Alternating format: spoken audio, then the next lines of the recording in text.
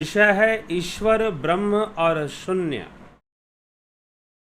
तो ईश्वर, ब्रह्म और शून्य, इन तीन विषयों पर आज हम चर्चा करेंगे। अब प्रश्न क्या उठता है कि ईश्वर, ब्रह्म और शून्य में अंतर क्या है, डिफरेंस क्या है, समानता क्या है, विचारकों ने क्या क्या कहा है इस विषय में। ये प्रश्न बनता क्यों है, ये विषय मैंने लिया क्यों है आज, इसके पीछे भी कारण है। विषय को लेने के पीछे भी कारण है। तो यह विषय चुना क्यों गया है, इस विषय का चुनाव क्यों किया गया है। विषय के चुनाव करने के पीछे कारण यह है कि किसी महानुभाव ने कोई कमेंट किया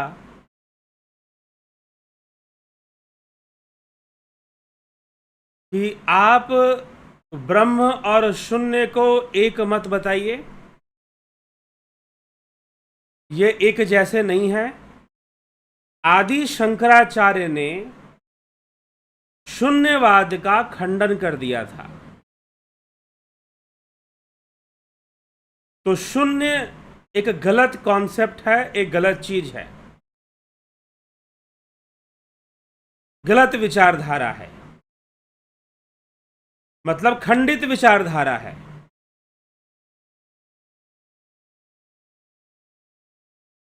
उसका खंडन हो चुका है। तो किसी ने ऐसा प्रश्न रखा है, किसी ने ऐसा प्रश्न प्रस्तुत किया, उन महानुभाव ने, तो फिर जो है इस पर हमने यह विषय आज लिया है। लेकिन प्रश्न ये उठता है कि किस उद्देश्य से बात कही गई है, कहने का उद्देश्य क्या है, टारगेट क्या है, सोच क्या है उसके पीछे। क्योंकि यदि आप ये कहते हो कि आदि गुरु शंकराचार्य ने शून्यवाद का खंडन कर दिया है,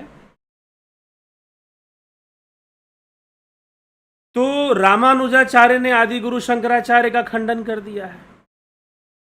रामानुजाचार्य का खंडन माधवाचार्य ने कर दिया है। तो who is the final one. और अगर आप अरविंदो को पढ़ोगे, कभी अरविंदो को पढ़ोगे, तो अरविंदो ने रामानुजाचार्य, माधवाचार्य, शंकराचार्य सबका खंडन कर दिया था। ठीक है। तो अब बात यहां तक चली जाती है, अगर आप खंडन की बात करेंगे तो आपको यह मानना पड़ेगा कि रामानुजाचार्य ने आदि गुरु शंकराचार्य का खंडन कर दिया था, उनके मायावाद का भी खंडन कर दिया था, उनके ब्रह्म सिद्धांत का भी खंडन कर दिया था। जो ब्रह्म सिद्धांत आदि गुरु शंकराचार्य ने रखा था, रामानुजाचार्य ने उसका खंडन कर दिया था। ठीक है।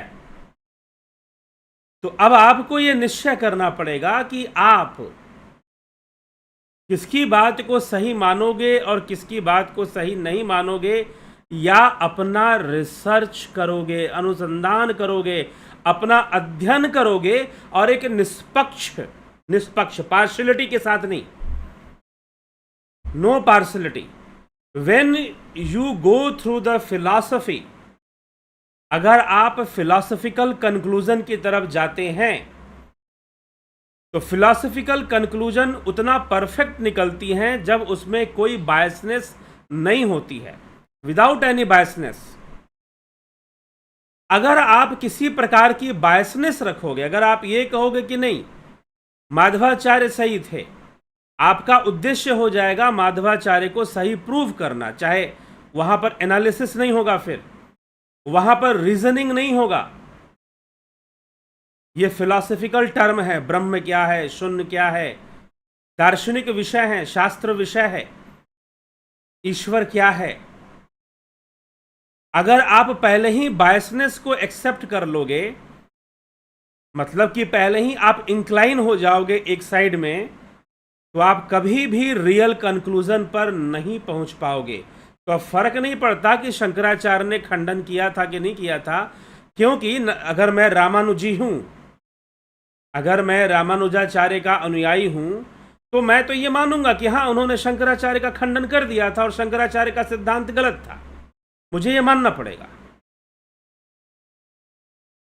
और यदि मैं शंकराचार्य का अनुयायी हूं, तो मुझे मानना पड़ेगा कि हाँ, बौद्ध सिद्धांत जो शून्यवाद का था उसे खंडन कर दिया गया था, शंकराचार्य ने उसका खंडन कर दिया था, तो शंकराचार्य श्रेष्ठ हो गए। लेकिन उनसे श्रेष्ठ तो रामानुजाचार्य हो गए, और उनसे भी श्रेष्ठ माधवाचार्य हो गए। माधवाचार्य के ऊपर भी खंडन करने वाले आए, और इंटीग्रल जो फिलॉसफी थी, इंटीग्रल फिलॉसफी ऑफ अरविंदो ने तीनों का खंडन कर दिया है। शंकराचार्य का भी खंडन किया है, रामानुजाचार्य का भी खंडन किया है। इंटीग्रल वेदांता के नाम से जो अरविंदो की बात मानी जाती है, तो इंटीग्रल वेदांता के अकॉर्डिंग उन्होंने शंकराचार्य का भी खंडन किया है, रामानुजाचार्य का भी खंडन किया है, माधवाचार्य का भी खंडन किया है। तो चलो आप बोलोगे नहीं नहीं, वो तो मॉडर्न आदमी थे, उनको तो ज़्यादा नॉलेज नहीं होगा, वो तो इंग्लैंड से आए थे, आप ऐसा कह सकते हो, लेकिन तीनों का खंडन उन्होंने किया है।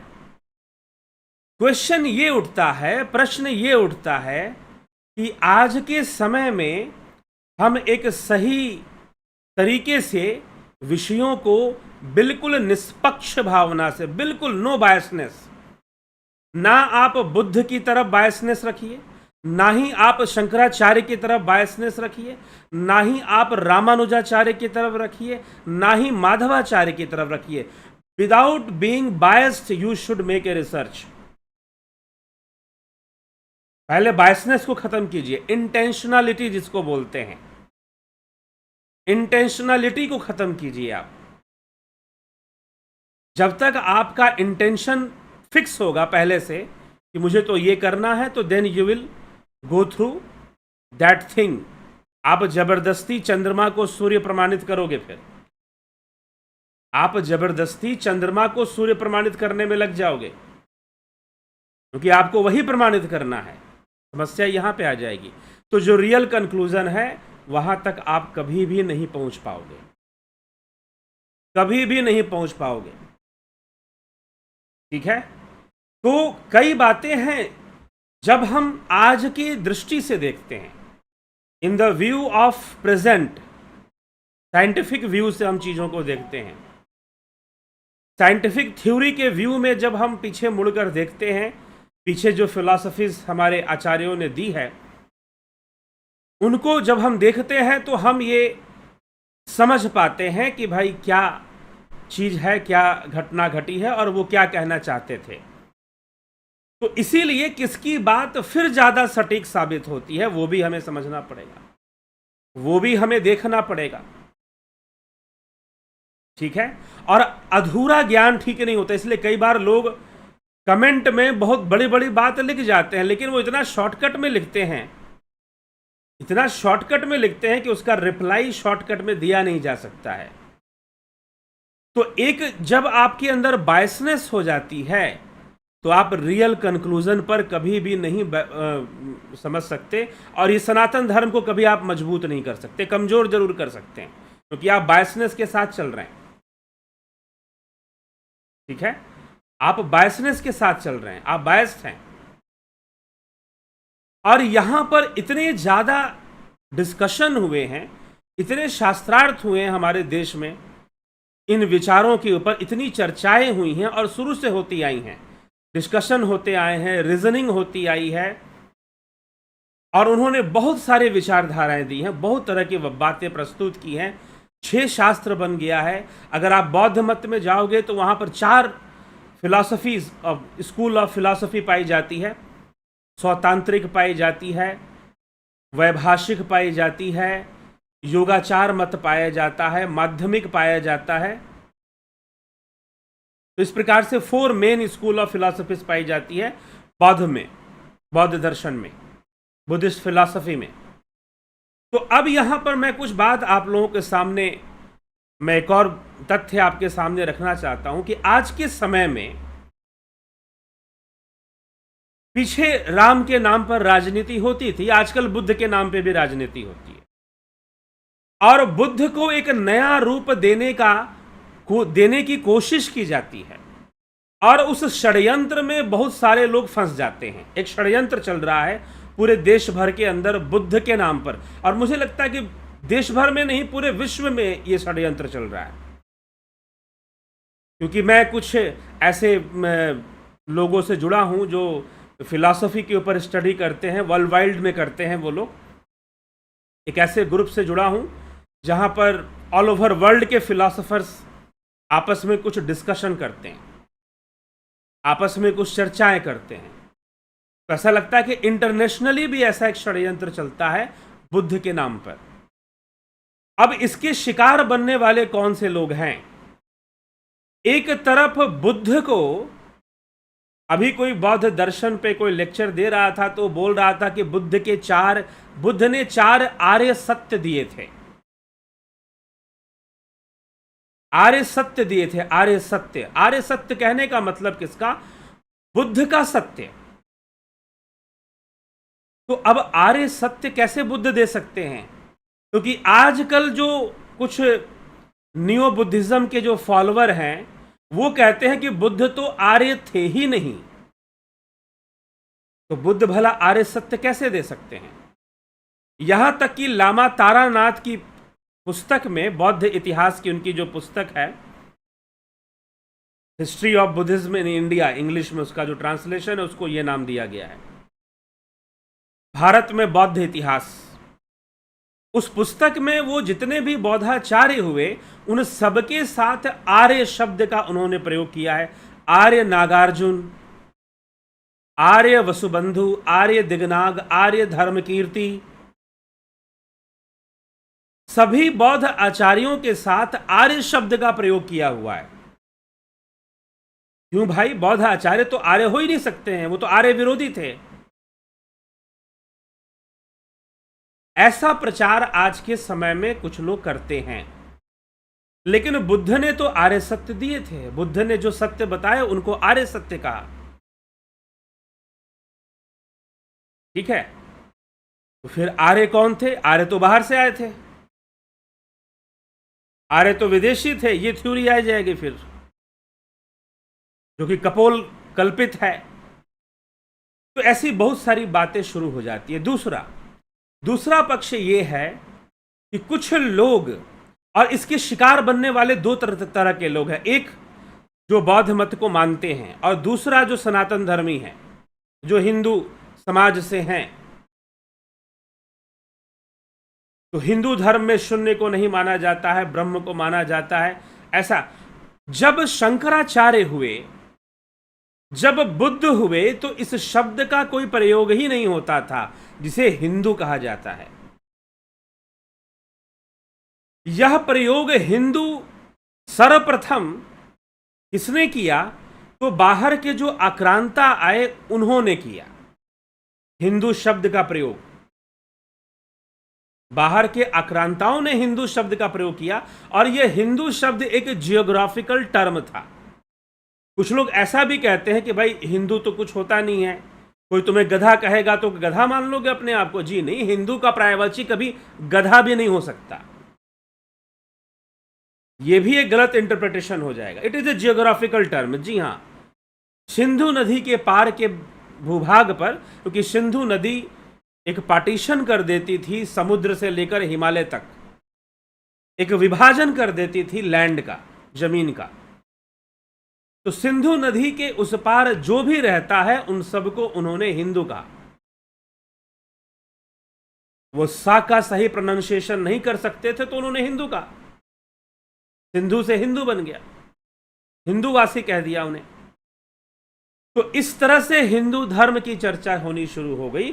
तो अगर हम अपने आप को हिंदू धर्म बोलते भी हैं तो ये हम जियोग्राफिकल टर्म ही अपने आप को दे रहे हैं, क्योंकि सनातन धर्म का ज्योग्राफी से कोई रिलेशन नहीं है। सनातन धर्म तो वैश्विक है, वह तो ब्रह्मांडीय सिद्धांत है, वो तो यूनिवर्सल थ्योरी है वो।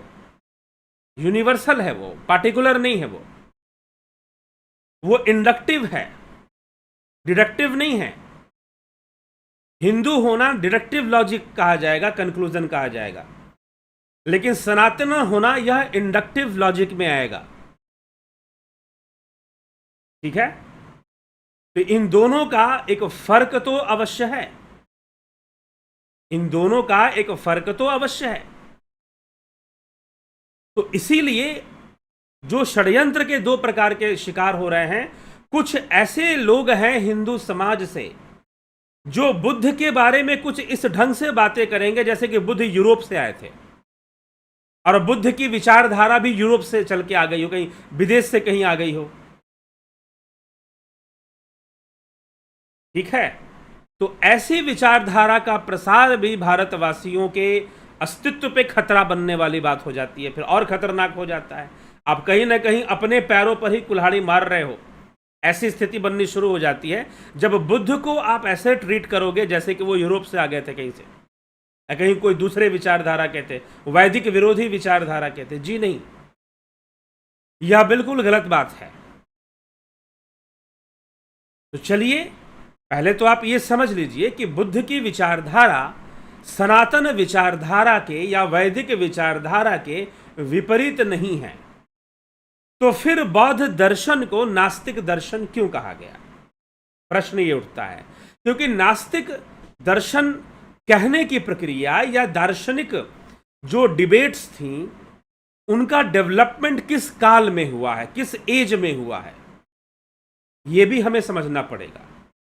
उनका जो डेवलपमेंट है वो गुप्तन एज में ज्यादा हुआ है, गुप्त काल में ज्यादा हुआ है, अर्थात मौर्य से लेकर गुप्त, उस एज में डेवलपमेंट ज्यादा हुआ है डिबेट्स का। और डिबेट ज्यादा होने के कारण नई नई थ्योरीज आते गई, नए नए विचारधारा विकसित होते गए। वैदिक विचारधारा पहले से थी, लेकिन वैदिक दर्शन पे जो काम हुआ है वो भी लगभग 2500 से लेकर उसके अगले 1000 वर्षों तक, मतलब कि मान लीजिए कि 900 बीसी तक, 900 टू 1000 बीसी, मतलब कि ईसा के 1000 वर्षों तक ये डिबेट चला है। उसके बाद धीरे धीरे कर इस्लामिक इन्वेशन शुरू हुआ है, धीरे धीरे। कभी मोहम्मद बिन कासिम आया, फिर कोई आया। उसके बाद जो इस्लामिक इन्वेशन हुआ है उसमें सबसे ज्यादा नुकसान किसको हुआ? बौद्ध संप्रदाय को हुआ। मेरी एक पुस्तक है अमेजन किंडल पर, अग्निमय बुद्ध, अभी उसका इंग्लिश ट्रांसलेशन चल रहा है, वो संभवतः इस वर्ष में आ ही जाएगा। तो उसमें इस सत्य को बताया हुआ है कि कैसे इस्लामिक इन्वेशन ने बौद्ध संप्रदाय को सबसे ज्यादा नुकसान पहुंचाया था। क्यों? क्योंकि बौद्ध बहुत प्रसिद्ध थे, दुनिया में लोग उन्हें जानते थे, उनका प्रचार बहुत ज्यादा था। तो अरबियन कंट्री में भी उनका प्रचार था। तो जो इस्लामिक इन्वेडर थे वो जानते थे कि यहां बौद्ध रहते हैं, बौद्ध यहीं से आते हैं और वो बहुत ताकतवर हैं, उनका बहुत प्रचार है। तो पहला निशाना वो बौद्धों या फिर विश्वविद्यालयों को, जो बौद्ध ज़्यादातर विश्वविद्यालय तक्षशिला हो चाहे नालंदा हो, वहाँ पर बौद्धों का ही वर्चस्व ज़्यादा था। तो इन सब को इन्होंने डिस्ट्रॉय करना शुरू कर दिया, सारी मोनेस्ट्रीज, और लोगों को मारना। तो उस समय जो ज़्यादातर बौद्ध थे, कश्मीर बौद्ध का बहुत बड़ा केंद्र था। बौद्ध जो साधु हुए, बौद्ध भिक्षु थे, वो ज़्यादातर शैव मत को अपना लेते हैं अपने प्राणों की रक्षा के लिए, और साथ ही साथ अपनी अस्तित्व की रक्षा के लिए ज़्यादातर शैव मत में आ जाते हैं, ये भी पाया जाता है। इसलिए कई बार बुद्ध और शिव की विचारधारा को भी मिलता जुलता पाया जाता है, ऐसा भी सुनने में आ जाता है फिर। और ये कोई सुनने वाली भी बात नहीं है, अगर आप अध्ययन करेंगे तो आपको ये मिल जाएगा, स्पष्ट रूप से मिल जाएगा। ठीक है, तो इस तरह की चीजें हैं। अब हम चलते हैं कि ईश्वर क्या है, ब्रह्म क्या है, शून्यवाद, शून्य क्या है। ब्रह्म और शून्य को एक साथ देखना चाहिए या नहीं देखना चाहिए? एक बात ध्यान रखिएगा कि आदि गुरु शंकराचार्य ने शून्यवाद का खंडन किया था, ना कि शून्य का खंडन किया था। शून्यवाद का खंडन किया था। शून्यवाद मतलब क्या? कि जो वो तर्क दे रहे थे शून्य को प्रमाणित करने के लिए, उन तर्कों का खंडन किया था, ना कि शून्य का खंडन किया था। ये दो बातें हैं। कैसे भाई? तर्क खंडित हो गए तो वो भी तो खंडित हो गया? जी नहीं, यही समस्या है। इसी बात को समझना है। अब सबसे पहले एक और बात, अभी टीवी पर मैं कहीं पर डिबेट चल रहा था, तो वहां पर ऐसे ही कुछ चर्चा, कोई फिलोसॉफिकल डिबेट नहीं था, किसी घटना को लेकर डिबेट चल रहा था। तो वहां पर जो एक विद्वान बैठे हुए थे, उनके नाम के आगे धर्म गुरु लिखा जा रहा था, और चर्चा में उनसे कर दिया कि भाई अद्वैत, शंकराचार्य तो अद्वैत की विचारधारा लेकर आए थे। अद्वैत की विचारधारा के जो को प्रस्फुटित करने वाले या उसको जन्म देने वाले आदि गुरु शंकराचार्य थे। पहली बात, ये सरासर गलत है। आदि गुरु शंकराचार्य अद्वैत लेकर नहीं आए थे। उन्होंने अद्वैत सूत्र का या ब्रह्म सूत्र का अद्वैत विचारधारा पे आधारित भाष्य दिया था, उपनिषदों का भाष्य दिया था, गीता का भाष्य दिया था।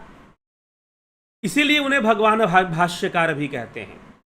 अद्वैत विचारधारा पहले से थी, पहले से अद्वैत की विचारधारा थी। अगर जाओगे मूल में तो हम राजा जनक से मान सकते हैं। अष्टावक्र और जनक का जो संवाद है, मूल उसका वहां पर हमें मिलता है, और मूल वेदों में मिलता है, हम सीधा ये कह सकते हैं, या फिर प्री वैदिक कल्चर में भी मिलता है, वेदों के पूर्व भी। वास्तव में वेद भी क्या थे? ऋषि मुनियों, प्री वैदिक एज क्या था? वो ऋषि मुनि जिन्होंने सूत्र दिए थे, उनका कलेक्शन वेद व्यास जी ने कर कर उन्हें 4 भाग में बांटकर उन्हें नाम दे दिया। लेकिन चीजें तो पहले से थी, और जो पहले से चीजें थी उनको प्री वैदिक एज भी कहा गया कि दिस इज अ प्री वैदिक एज, थी तो पहले से। ठीक है, तो अब ये यहां पर हमें ये बात समझने की आवश्यकता है। पहले तो आप ये समझ लीजिए। अब दूसरी बात कि बौद्ध विचारधारा में सौतांत्रिक विचारधारा है, वैभाषिक है, और योगाचार है, माध्यमिक है। तो पहले आपको क्या पता है कि बौद्ध विचारधारा कौन कौन सी बातें बतलाती है, बौद्ध दर्शन कौन कौन सी बातें बतलाती है, और इनको नास्तिक क्यों कहा गया? क्योंकि ये जो शास्त्रों का जो विकास, मतलब उनको इवॉल्व किया गया थोड़ा सा, थे तो पहले से, लेकिन उनको इवॉल्व, उन पे चर्चाएं करना, डिस्कशन करना, डिबेट करना, और उनको उनका विकास किया गया। ये इस लगभग ईसा के और 2500 साल पहले से लेकर उसके बाद जो है चर्चाएं चली, और लगभग ईसा के 1000 वर्षों तक वो चलती रही। और उसमें कई विद्वान हुए, आचार्य कुमारिल भट्ट हुए, कर्मकांड सिद्धांत को लेकर आए, और फिर आपके जो है आदि गुरु शंकराचार्य हुए। उसके पहले शबर स्वामी भी हुए, मीमांसा पे चर्चा उन्होंने दी थी। और उसके पहले वेद व्यास जी तो थे ही, और बीच में महावीर हुए, बौद्ध हुए, नागार्जुन हुए। बौद्धों में कई विद्वान हुए, नागार्जुन हुए, और दिग्नाग हुए, वसुबंधु हुए, धर्मकीर्ति हुए। कई विद्वानों का ऐसे नाम आता है। उन्होंने अपनी अपनी विचारधारा दी। अब पहले जब भी आप शून्यवाद का नाम लेते हैं तो आप यह समझ लीजिएगा, एक विशेष, क्योंकि इतिहास का नॉलेज होना भी जरूरी है, और दार्शनिक इतिहास की बात कर रहा हूं, कोई ऐसा नहीं कि कौन कब हुआ था। क्या शून्यवाद, पहला प्रश्न यह है कि क्या शून्यवाद बुद्ध ने दिया था? क्या शून्यवाद बुद्ध ने दिया था? तो इसका आंसर होगा नो। बुद्ध ने कोई शून्यवाद नहीं दिया था। बुद्ध ने कोई शून्यवाद नहीं दिया था। अब बौद्ध दर्शन में, यद्यपि जब बौद्ध दर्शन होगा, इसीलिए मुझे लगता है कि मैं षड दर्शन का जो कोर्स शुरू करूंगा उसमें बौद्ध दर्शन भी जोड़ना पड़ेगा, ताकि लोगों का अच्छा क्लैरिटी बनेगी। फिर बौद्ध और जैन को भी जोड़ना पड़ेगा, चारवाक को भी तो जोड़ना ही पड़ेगा, नास्तिक पक्ष को भी जोड़ना पड़ेगा। नास्तिक इसलिए कहा गया क्योंकि कालांतर में जो बौद्ध थे उन्होंने अपने आप को वेदों से अलग गिनवाया कि जी नहीं, हमारे चिंतन का आधार वेद नहीं है, हमारे चिंतन का आधार त्रिपिटक है। हम बुद्ध के दिए हुए विचारधारा पर विचार करते हैं, हम वैदिक सूत्रों पर या वैदिक मंत्रों पर हम विचार नहीं करते हैं। That's why they are called नास्तिक। इसीलिए उनको नास्तिक कहा गया, क्योंकि उन्होंने ये घोषणा की कि हम तो बुद्ध की विचारधारा पर विचार करते हैं। लेकिन बुद्ध अपनी विचारधारा कहां से लेकर आ गए? तो बुद्ध जिन गुरुओं के पास गए वो गुरु सांख्य योगी थे। यह संसार दुखमय है, दुखालय है, यह पहले से सांख्य सूत्र में वर्णित है। यह बुद्ध का प्रथम आर्य सत्य था। तो यह संसार दुखालय है, यह पहले से सांख्य सूत्र में है। बहुत सारी बातें जो बौद्ध दर्शन में आपको मिलेंगी वो सांख्य सूत्र में पहले मिल जाएंगी। कपिल मुनि का जो सांख्य सूत्र कहा जाता है, तो इस प्रकार से ये वर्णन आता है। तो बौद्ध दर्शन में 4 विचारधाराएं हैं और 2 संप्रदाय है मुख्य रूप से।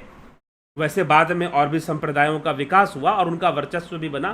तो पहला संप्रदाय है हीनयान, दूसरा है महायान। हीनयान को थेरवाद भी बोलते हैं। दूसरा है महायान, और महायान के बाद वज्रयान नामक संप्रदाय, जो बहुत ज़्यादा देवी देवताओं की पूजा, और फिर बाद में ऐसा भी है कि तिब्बत और अरुणाचल में आप चले जाएंगे, बहुत सारे जो बौद्ध मंदिर हैं, ठीक ना, वहाँ पर जो पूजा होती है बिल्कुल आपको लगेगा जैसे कि आप किसी हिंदू मंदिर में जैसे पूजा हो रही हो वैसे हो रही है। हाँ, कुछ मंदिर ऐसे भी हैं जहाँ कोई पूजा नहीं होती है, सिर्फ साधना होती है, मेडिटेशन सिर्फ किया जाता है। लेकिन ऐसे बहुत सारे मंदिर हैं जहाँ पर बुद्ध की पूजा बिल्कुल हिंदू रीति रिवाज से, और तिब्बत के कुछ मंदिरों में बलि देने की भी प्रथा का प्रमाण मिलता है। मुख्य रूप से वज्रयान का संप्रदाय का विकास हुआ था और उसमें इस तरह की कई चीजें विकसित हुई थी बाद में चलकर, तो घुमा फिरा कर चीजें वहीं पर आनी शुरू हो गई थी। तो प्रश्न उठता है, ये 4 मूल सिद्धांत, मैं बेसिक कॉन्सेप्ट आपको दूंगा कि सर्वप्रथम है वैभाषिक। जो वैभाषिक है वो प्रत्यक्षवाद को मानता है, संसार को सत्य मानता है, और अस्तित्ववाद को मानता है, मतलब एग्जिस्टेंशियलिज्म को मानता है। जो भी हम अनुभव कर रहे हैं ये संसार सत्य है। जैसे कि मीमांसा ने कहा संसार सत्य है, जैसे कि माधवाचार्य या फिर जो है रामानुजाचार्य में जो त्रय सत्ता की बात आती है। त्रय सत्ता क्या है? 3 सत्याएं, जीव, ईश्वर और प्रकृति, ये सत्य हैं, इनको सत्य माना गया है। तो जो हीनयानी विचारधारा थी, वैभाषिक और स्वतांत्रिक, हीनयान के अंदर 2 विचारधारा है, 2 स्कूल ऑफ थॉट्स हैं, वैभाषिक और स्वतांत्रिक। महायान में 2 स्कूल ऑफ थॉट हैं, माध्यमिक और योगाचार। तो बौद्ध मत में ही संसार को सत्य माना गया है, शून्य नामक किसी वस्तु को नहीं माना गया है। और फिर स्वतांत्रिक में अनुमेयवाद आ जाता है, अनुमान, मतलब कि संसार को इन्फ्रेंस के रूप में माना गया है। इन्फ्रेंस, अनुमानित माना गया है। ये संसार अनुमानित है। यह पूरी तरह से, हम ये कहें कि हम जो भी संसार में देख रहे हैं वो सारी चीजें इन्फ्रेंस के रूप में है, अनुमान के रूप में है, क्योंकि हम एग्जैक्टली चीजों को नहीं देख पा रहे हैं। अगर आप थोड़ा सा मिलता है, ये पूरी तरह से नहीं कह सकते, थोड़ा सा मिलता है कांट की फिलॉसफी थी, जो इमैनुअल कांट की जो फिलॉसफी थी उससे थोड़ा मिल जाता है। अप्रायरी जजमेंट, सिंथेटिक अप्रायरी जजमेंट, जिसे इमैनुअल कांट ने कहा था कि हम जो भी चीजों को देख रहे हैं with in space and time देख रहे हैं। हम जो भी चीजों को देख रहे हैं विद इन स्पेस और टाइम देख रहे हैं, ठीक है। तो स्पेस और टाइम जो है वो अप्रायरी होता है, पोस्टेरियरी नहीं होता, मतलब कि बियॉन्ड सेंसरी एक्सपीरियंस होता है स्पेस एंड टाइम। स्पेस और टाइम कहने का मतलब स्थान और समय, कि आप किसी वस्तु को किसी विशेष स्थान पर और किसी विशेष समय पर देख रहे हैं। जैसे ही आप उसको दोबारा देखेंगे तो हो सकता है कि समय बदल जाएगा और स्थान भी बदल जाएगा, स्पेस और टाइम चेंज हो जाएगा, ठीक है। इसी स्पेस और टाइम का बेस लेकर फिर रिलेटिविटी भी आइंस्टाइन ने एक्सप्लेन किया था। ठीक है।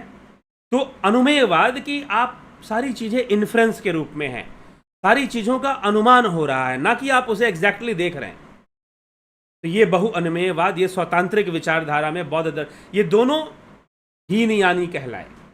अब आते हैं महायान। महायान के दो स्कूल्स हैं, योगाचार, और योगाचार ने विज्ञानवाद दिया, और माध्यमिकों ने शून्यवाद दिया था। तो शून्यवाद is the thought of only one school of Buddhism, it is not the thought of complete Buddhism.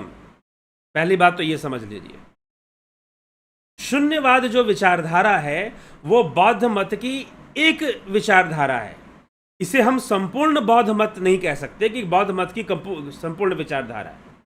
दूसरी बात, ये शून्यवाद बुद्ध ने नहीं दिया था, ये आर्य नागार्जुन ने दिया था, जो नालंदा के प्रसिद्ध कुलपति हुए, पूजनीय हुए। ये शून्यवाद नागार्जुन ने दिया था। ठीक है। तो पहले ये स्पष्ट कर लीजिए कि शून्यवाद it do not cover the complete thought of Buddhism. और शून्यवाद बुद्ध ने तो दिया नहीं था, बुद्ध ने तो अपना काम किया था। बुद्ध ने तो लोगों को योग सिखाया, साधना करवाया कि अरे साधना करो, योग करो, समाधि को प्राप्त करो, निर्वाण को। जो प्रैक्टिकल चीजें थी वो बातें की थी, लॉजिकल चीजों की बातें बुद्ध ने ज्यादा नहीं की थी। हाँ, त्रिपिटक में उन्होंने उपदेश दिए थे, उसी का आधार लेकर डिस्कशन आगे चलना शुरू हुआ। और शून्यवाद बहुत बाद में जाकर आया, क्योंकि 300 वर्षों बाद, बुद्ध के 300 वर्ष बाद तो महायान आया। महायान था ही नहीं पहले, हीनयान पहले से था। तो जब महायान आया तो महायानियों में यह विचारधारा विकसित हुई शून्यवाद की। महायानियों ने बहुत प्रचार किया, ज्यादातर जो प्रचार का काम किया महायानियों ने किया। बुद्ध की बहुत सारी मूर्तियां बनवाना, मंदिर, ये भी महायानियों ने ज्यादा ये काम किया। तो हीनयान ज्यादा नहीं करते थे ये सब। हीनयानी अपना ध्यान में लीन हो जाओ, निर्वाण को प्राप्त करो, कैवल्य को प्राप्त करो, इसी में रहते थे। तो इस प्रकार से शून्यवाद का विकास हुआ। और शून्यवाद की थ्योरी क्या कहती है, शून्यवाद क्या कहता है। इसीलिए किसी भी क्वेश्चन करने के पहले आदि गुरु शंकराचार्य ने शून्यवाद का खंडन कर दिया था। तो आप तो मिक्स कर रहे हैं अपनी विचारधारा में, आप शून्य और ब्रह्म सबको मिला रहे हैं। मिला रहे हैं, कैसे मिला रहे हैं, क्या चीज है, उसको सुन लीजिए आज। इसीलिए मैं बोलना शुरू किया हूं। ज्यादा लंबा बोलने की इच्छा नहीं है, लेकिन लग रहा है कहीं लंबा निकल जाएगा। ठीक है, जितना शॉर्ट में बताऊं, लेकिन आगे भविष्य में बौद्ध विचारधारा को अच्छे से हम समझेंगे। तो पहली बात, ये सांख्य विचारधारा से विकसित होती है, सांख्य योग से विकसित होती है। तो सांख्य विचारधारा तो वैदिक विचारधारा है। हाँ, ये महायानियों ने घोषणा कर दिया कि हमारे चिंतन का आधार वेद नहीं है। और ऐसी घोषणा करने के कारण जो वैदिक विद्वान थे वो नाराज हो गए और उन्होंने उनको नास्तिक घोषणा कर दिया कि ये नास्तिक है। क्योंकि आस्तिक होने के लिए वेदों को मानना जरूरी है। क्या आस्तिक होने के लिए ईश्वरीय सत्ता को मानना जरूरी है? जी नहीं। ईश्वरीय सत्ता को तो सांख्य भी सही से नहीं मानता है, मीमांसा तो और भी नहीं मानती है। मीमांसा तो कहता है कर्म से बड़ा कुछ होता ही नहीं है। तुम्हारे जीवन में एक हल्की सी मुस्कान भी आती है तो तुम्हारे कर्मों का ही फल है, और दुख भी थोड़ा सा आता है तो तुम्हारे कर्म से है। बाकी ईश्वर क्या कर लेगा, देवता क्या कर लेगा, जो हो रहा है कर्म से हो रहा है। देवता भी कर्म का साधन देते हैं, तो देवताओं की पूजा से भी हमारे शुभ और पुण्य कर्म बनते हैं। ठीक है, तो शुभ और पुण्य कर्मों की वृद्धि करो, पाप कर्मों से बचो, और उसके लिए कर्मकांड सिद्धांत दिया गया। बहुत प्रैक्टिकल थ्योरी थी। तुम किसी ईश्वर को, भगवान को मानोगे नहीं मानोगे ये महत्वपूर्ण नहीं रखता, लेकिन तुम कर्मकांड के विचारधारा को अच्छे से जान लो, समझ लो। बहुत प्रैक्टिकल चीजें हैं। क्यों ऐसा, क्यों? और इनको बहुत बड़ी सफलता मिली। ये घर घर में घुस गए लोगों के। पहले से भी थोड़े घुसे हुए थे, बाद में और ज्यादा घुस गए घर घर में। कर्मकांड हर घर में घुस गया। लेकिन आज उसकी विकृत रूप हमें दिखाई देता है। कर्मकांड का विकृत रूप दिखाई देता है, स्पष्ट रूप जो शास्त्र सम्मत रूप है वो नहीं दिखाई देता। ये समस्या है, हमें वहां तक पहुंचना है। कर्मकांड की उस शुद्धता तक ले आना है लोगों को। तो वैदिक मत में भी, आस्तिक मत में भी ऐसे विचारधाराएं थीं जो किसी ईश्वरीय सत्ता की सीधी सीधी पुष्टि नहीं करती थी, यहां तक कि अद्वैत भी नहीं करता। आदि गुरु शंकराचार्य की व्याख्या भी नहीं करती है कि कोई ईश्वरीय सत्ता ऐसी है भावनात्मक रूप से। हाँ, ब्रह्म है। इसीलिए इस ब्रह्म के विचारधारा में, आदि गुरु शंकराचार्य के विचारधारा में ईश्वर और ब्रह्म का भेद निकल जाता है, भेद निकल जाता है। क्योंकि आदि गुरु शंकराचार्य की ब्रह्म की व्याख्या नागार्जुन के, बुद्ध के नहीं, क्योंकि बुद्ध ने शून्यवाद दिया ही नहीं था। बुद्ध बस एक ही चीज पे फोकस करते थे कि सब ध्यान करो, सब ध्यान करो, बैठो साधना करो। बिना साधना के क्या समझ में आएगा, तर्क से क्या समझ में आ जाएगा। वो इन प्रश्नों का उत्तर नहीं देते थे कि ब्रह्म है कि नहीं है, आत्मा है कि नहीं है, ईश्वर का है, जो भी है तुम बातों से ये बातें नहीं समझ सकते थे। ये बुद्ध का मानना था, बातों से नहीं होगा, मेडिटेशन करना पड़ेगा, योग करना पड़ेगा, ध्यान करना पड़ेगा, अभ्यास करना पड़ेगा, विपश्यना करनी पड़ेगी, तब जाकर रहस्य तुम्हारे सामने खुलेंगे। मात्र तर्क करने से कोई रहस्य सामने नहीं आने वाला। तो शून्य क्या है, शून्य क्या है? तो बौद्ध विचारधारा प्रत्युत समुत्पाद को मानती है। प्रत्युत समुत्पाद लगभग सांख्य के सत्य कार्यवाद से ही मिलता जुलता सिद्धांत, कार्य कारण सिद्धांत, काउज एंड इफेक्ट, इस पर विश्वास करती है। नागार्जुन कहते हैं कि जहां कोई काउज नहीं होगा, वहां पर कोई इफेक्ट नहीं होगा, वहां रिक्तता होगी और वहां शून्य होगी। लेकिन वह जो शून्य है हम अपनी बुद्धि से नहीं समझ सकते। उस रिक्तता को, उस शून्यता को हम अपनी बुद्धि से नहीं समझ सकते, क्योंकि बुद्धि भी कार्य और कारण सिद्धांत का परिणाम है। सब कुछ कार्य कारण, काउज एंड इफेक्ट से चल रहा है। एरिस्टोटल थ्योरी ऑफ मेटाफिजिक्स,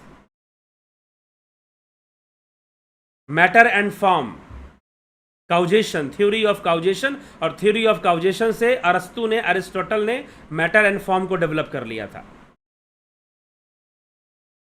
कि मैटर एंड फॉर्म हुआ करता है। हालांकि मैटर एंड फॉर्म की थ्योरी उससे पहले डबल वर्ल्ड थ्योरी में प्लेटो ने दे दी थी।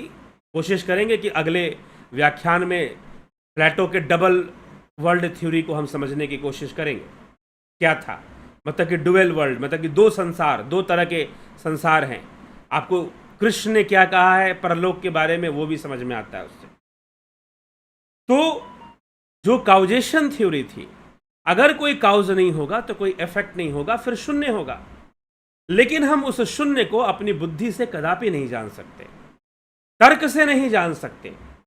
फिर पूछा गया कि इसका प्रमाण क्या है कि शून्य है। तो उन्होंने कहा शून्य का कोई प्रमाण भी नहीं हो सकता, क्योंकि वो प्रमाण के लिए भी बुद्धि का विषय है, प्रमाण भी नहीं हो सकता है। तो उसे, और वो क्या, वो शून्य क्या वॉइडनेस है? जी नहीं, शून्य का अर्थ यहां पर वॉइडनेस भी नहीं है, क्योंकि नालंदा के अंदर मैथमेटिकल डेवलपमेंट्स हुए थे बहुत। नालंदा में मैथमेटिकल डेवलपमेंट हुए थे और आर्यभट्ट ने शून्य का सिद्धांत दिया था, पहले ही दिया था। तो अब आर्यभट्ट का शून्य क्या है? आर्यभट्ट का शून्य वॉइडनेस नहीं है। और आर्यभट्ट के, अगर आप काल का गणना देखोगे, नागार्जुन कब हुए, आर्यभट्ट कब हुए, देखोगे तो आपको लगेगा या तो आर्यभट्ट ने नागार्जुन से शून्य लिया, या तो नागार्जुन ने आर्यभट्ट से शून्य लिया। शून्य का मतलब वॉइडनेस नहीं है, शून्य का मतलब एम्प्टीनेस नहीं है, जी नहीं। Zero is creating all the number, वहां से सारी चीजें क्रिएट हो रही हैं। जीरो सबसे ज्यादा, अगर आप पूछोगे जितने भी नंबर्स हैं उनमें सबसे ज्यादा यूज होने वाला नंबर क्या है, मैथमेटिक्स में या कहीं पर भी सबसे ज्यादा इस्तेमाल किस नंबर का होता है? जीरो है। जीरो का यूज सबसे ज्यादा होता है। तो zero is not voidness, zero is completeness. वो किसी नंबर को कंप्लीट कर देता है, पूर्ण कर देता है उसे। ओम पूर्णमदः पूर्णमिदं पूर्णाद पूर्णमुदच्यते पूर्णस्य पूर्णमादाय पूर्णमेवावशिष्यते, इस धारणा से शून्यवाद दिया गया था। लेकिन जब उन्होंने ये कहा, पूछा गया कि भाई इसका प्रमाण क्या है, शून्यवादियों से पूछा गया आप प्रमाण दीजिए इसका, प्रमाण दीजिए इसका। तो जब प्रमाण मांगा गया तो उन्होंने कहा इसका क्या प्रमाण हो सकता है, ऐसा कोई प्रमाण नहीं हो सकता। बस इसी बात पर शंकराचार्य ने इस तर्क को काटा था। कुछ तो बौद्ध शून्य को समझते ही नहीं थे कि शून्य क्या चीज है, और आदि गुरु शंकराचार्य ने कहा कि नहीं, ब्रह्म का प्रमाण है, और ब्रह्म का प्रमाण क्या है? प्रत्यक्ष है, डायरेक्ट परसेप्शन। अब ये कहोगे कि शंकराचार्य कैसे ऐसी बात कह सकते हैं, डायरेक्ट परसेप्शन? क्योंकि शंकराचार्य के पास जो लॉजिक था वो लॉजिक था रिलेटिविटी का। बस यही यूनिकनेस है शंकराचार्य के अंदर कि he is giving the theory of space and time. ठीक है, वो उसको देने में सफल हो गए, और वहां पर उन्होंने कह दिया कि ब्रह्म तो प्रत्यक्ष है। क्यों प्रत्यक्ष है? आप सुनिए।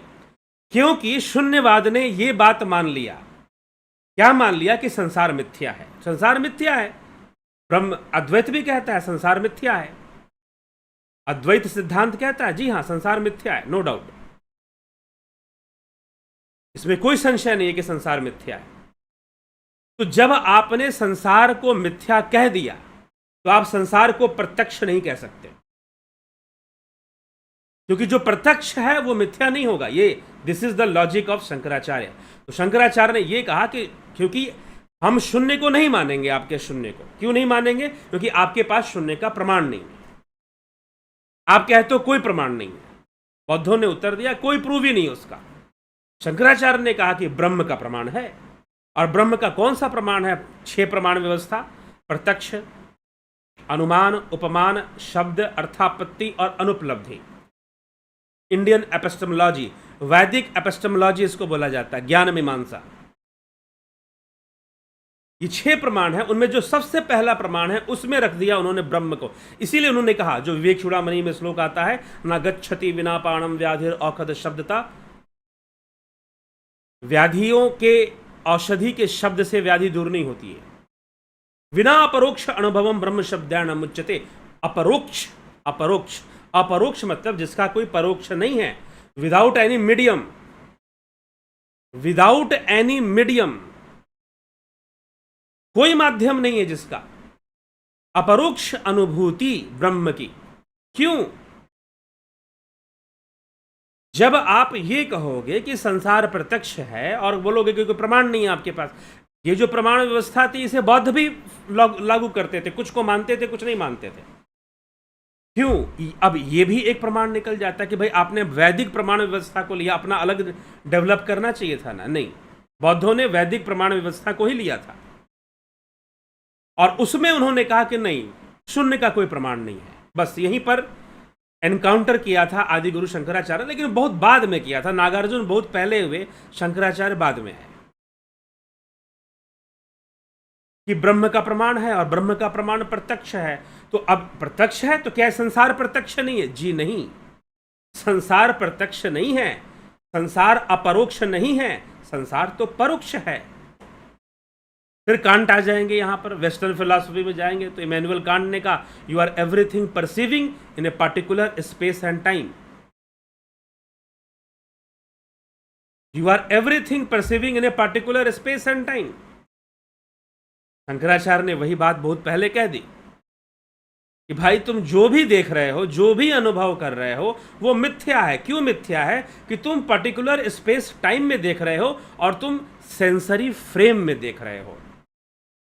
किसमें देख रहे हो? सेंसरी फ्रेम में देख रहे हो। You are watching everything in sensory frame. तो this is the perception of the complete world, perception of the complete world in sensory frame. तो मुझे लगता है कि माधवाचार्य ने इस बात का अध्ययन नहीं किया। फिर लगता है कि बाद में जो विद्वान हुए जो ये कहते हैं कि संसार माया नहीं है, संसार मिथ्या नहीं है, उन्होंने इस टॉपिक को नहीं अध्ययन किया। गोस्वामी तुलसीदास जी इस विषय को बहुत अच्छे से लिखते हैं। गो गोचर जहां लग मन जाई, सो सब माया जानहु भाई। देहाती भाषा में, अवधी भाषा में गोस्वामी तुलसीदास जी ने कितनी बड़ी बात लिख दी, रिलेटिविटी को लिख दिया। गोस्वामी तुलसीदास जी ने रिलेटिविटी लिख दिया कि गो गोचर जहां लग मन जाई, सो सब माया जानहु भाई। कि तुम्हारी इंद्रियां जहां जहां तक भी जाती हैं उन सबको तुम माया समझो। इसको कहते हैं मायावाद।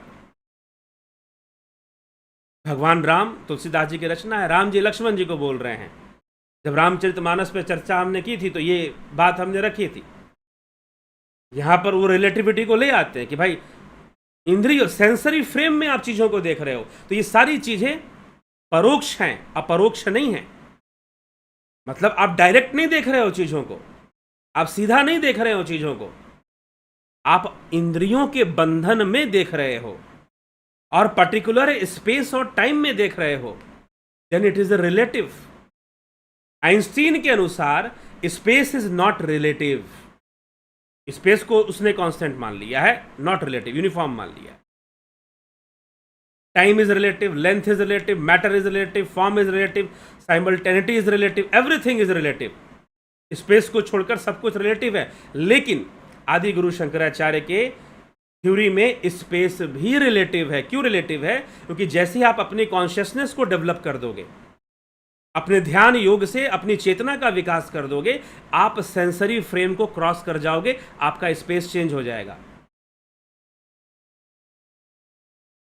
आपका स्पेस बदल जाएगा। जैसे ही आपकी चेतना विकसित हो जाएगी, आप एक नई दुनिया में प्रवेश कर जाओगे। वहां पर चीजें नई तरीके से दिखाई देंगी, ज्यादा सूक्ष्म दिखाई देंगी, ज्यादा क्लियर विजन हो जाएगा आपका। और इन आंखों से नहीं दिखाई देंगी, आपकी ध्यान शक्ति से दिखाई देंगी।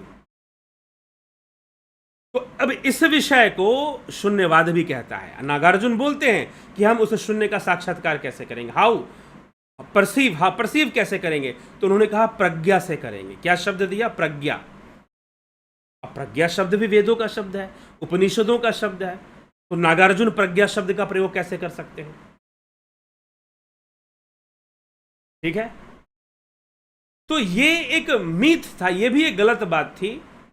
बहुत बाद में चलकर जो महायानी थे उन्होंने ये घोषणा की कि हम अपनी चर्चा को या हमारा जो चिंतन है वो वैदिक सूत्रों या वैदिक मंत्रों पर निर्भर नहीं है, वो बुद्ध के त्रिपिटक पर निर्भर है। ये बात उन्होंने कह दी। इस कारण से वैदिक आचार्यों ने बौद्धों को नास्तिक घोषित किया, और आज भी किताबों में, फिलॉसफी के बुक में नास्तिक दर्शन के रूप में लिखा जाता है, जैन, बौद्ध और चारवाक। इस कारण से लिखा जाता है। तो अगर आप चलेंगे, अब आत्मा की बात, अगर आप आत्मा की बात करते हो तो कहां सांख्य सूत्र में आप बोलोगे कि नहीं बुद्ध आत्मा को नहीं मानते, तो सांख्य ने कब माना आत्मा को? सांख्य के 25 तत्वों में कोई आत्मा नामक तत्व है क्या? कोई तत्व नहीं है आत्मा नामक तत्व। आप योग सूत्र पढ़ लीजिए, कहां पर महर्षि पतंजलि आत्मा को समझा रहे हैं? पतंजलि योग सूत्र में कहां कोई सूत्र है जो आत्मा को समझा रहा हो? नहीं समझा रहा आत्मा को। वेदांत की जब चर्चा होती है तो वहां आत्मा, ब्रह्म की चर्चा होती है, वह विषय वेदांत का है। ठीक है, तो इसीलिए कम से कम ये कहना, इस तरह से व्यवहार मत कीजिए कि बुद्ध जैसे कोई विदेशी विचारधारा वाले थे या बिल्कुल सनातन विरोधी थे, वैदिक विरोधी थे। इस तरह का जब तक आप कंप्लीटली नहीं समझते हैं बातों को, पूरी तरह से आप नहीं समझते कि क्या बातें लिखी गई हैं उनके शास्त्र।